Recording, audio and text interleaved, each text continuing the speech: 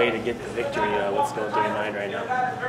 Happy about the win. You know, it was a really long training camp. I dedicated a lot of time. You know, went out to LA to train with Eddie Bravo. Spent a lot of time at Coconut Creek down south.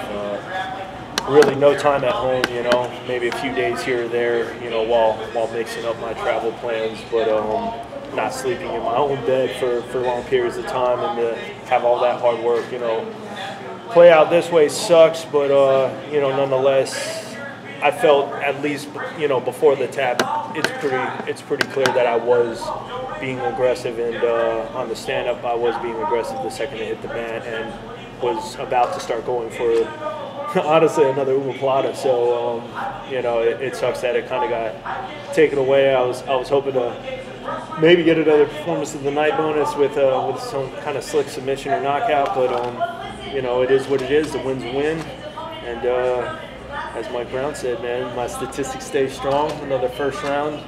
So you know, it's been a long journey back to the UFC, but a good year for me so far. Were you aware that he had injured himself slamming you to the ground? No, I was working. The second we got there, the second he went for the slam, I already knew we were going to the ground, so I immediately started. I'm okay with going to the ground. I don't really mind it at all. You know, sometimes that's hurt me in the past, but as far as losing rounds on the scorecards, but you know, I've stepped my game up tremendously, and I definitely want people to know that that might not be the best plan. You know, I didn't get to show that in this fight really because of what happened, but once again, like I said, people did get to see that I was immediately working, and there was some kind of attacks going on there, and you know, that's good enough. You had some interesting shout-outs in your post-fight interview. Talk about those a little bit. Honestly, man, when I got cut from the UFC in 2010, I wouldn't say I was like depressed, like seriously, like this is my life is over depressed. But you know, obviously, it's a very depressing situation and a sad situation to try to, you know, bounce back from. And everyone from the Eugene, everyone from Bloody Elbow, you know, and you know, my fans online on Facebook, Twitter, you name it, man. Everybody just kind of really backed behind me, and you know, gave me some real motivation. Like it was proof that I was doing something right. You know, I may have had some losses, but I believe all my losses are really due to aggression. You know, whether it was aggression and allowing the takedowns, but it was also against some top-notch competition. I fought John Fitch when he was #2 in the world. You know, and it was short notice, so it was like the guy was a beast.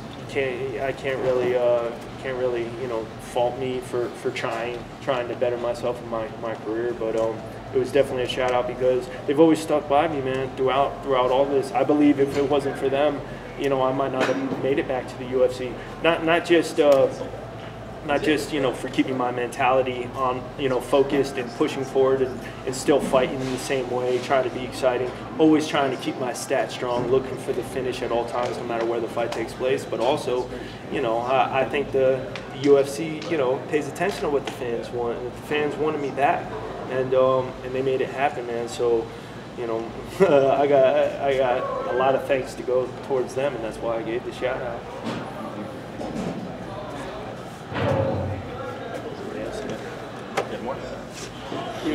What do you think is next for you then? I mean, is Joe Riggs somebody you want to fight again because of the way it ended, or do you have other things in mind? I mean, whatever they want to do, man. At this point, I did the call-outs last time. Last time I did it, you know, I don't need to do that anymore. You know, I think you know, my stats, my statistics, and my fighting style kind of speak for themselves. I don't even need to do trash talking because bottom line is, man, since day one, since I began my career, my motto has always been win, lose, or draw, I'm coming to fight. And that's what you get every single time. I come here, man, I don't come here to lose, and I definitely don't come here to not, you know, try to put on a show. And, you know, I think fans and promoters and you know, journalists can hopefully, you know, see that. You've got the dynamic fastener gear on. You know, next year the Levi's partnership takes effect. Dynamic fastener has been one that's helped a lot of fighters out. What are your thoughts going forward on that? This is actually my first time using them. And as far as the whole sponsor thing goes, I really don't know. I don't know how any of it's going to play out. And, you know, I don't know how the money's going to be juggled and paid out and all that. I guess only time's going to tell. I really got nothing to say about that.